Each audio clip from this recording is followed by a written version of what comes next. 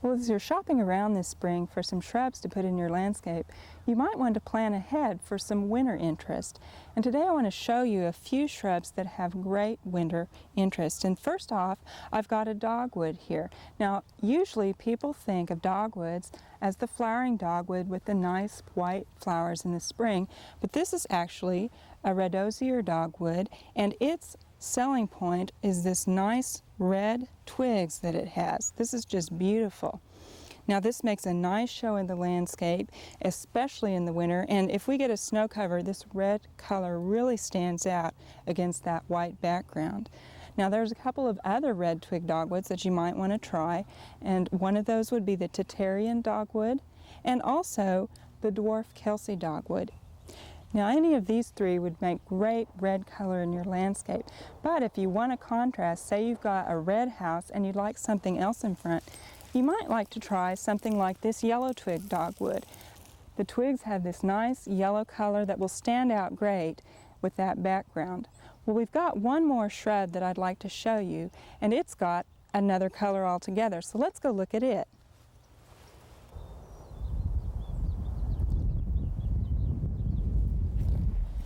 Well, this shrub is known as a Japanese rose, and it has great green winter color.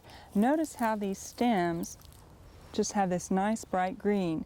Now it's an early spring flowering shrub. It's already starting to leaf out, and in about another month we're going to have beautiful yellow flowers on this. It's just really a pretty shrub to have in the landscape.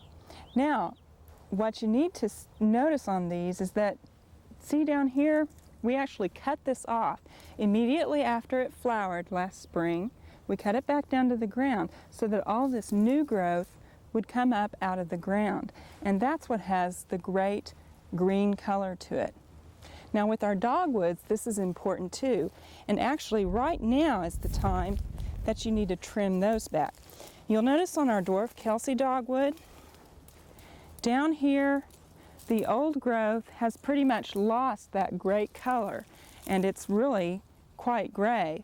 But here on the ends, we've got that nice dark maroon color. And so what we need to do with this is trim it back. Now this pruning practice is known as coppicing. And all that is cutting it back down close to the ground, about 2 inches from the ground, to an outward facing bud. Now this seems very drastic, but we'll have a lot of nice new growth that will come up out of this, and we'll get some great color out of this. So you'll want to do this to your dogwoods that you're using for winter interest right now. But on the Japanese curry, you'll want to wait until after it flowers and then go ahead and prune it.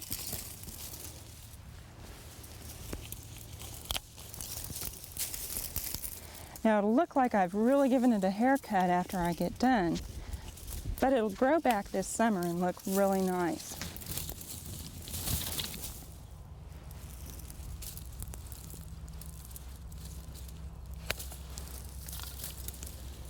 Well, as you can see, I've cut a lot of wood out of these shrubs, but I still have some left. And what I've done is taken that old wood out, so we'll get some more new wood sprouting from the base. And this is a good idea to do with any of your shrubs that you want to have that winter twig interest. Now, if these shrubs are growing on really fertile soil and you fertilize them, you'll want to do this every year. But if it's in a more neglected place, you'll probably only want to do this about every other year. So just remember when you're shopping for your shrubs this spring to think about things such as twig color so that you'll have something to look at this winter when the snow flies. We hope you've enjoyed this classic from the Oklahoma Gardening Vault. Remember, even though these tips and techniques are timeless, there's always something new to learn in the world of gardening. By subscribing to both Oklahoma Gardening and OK Gardening Classics, you'll have access to a wealth of gardening knowledge, both classic and contemporary.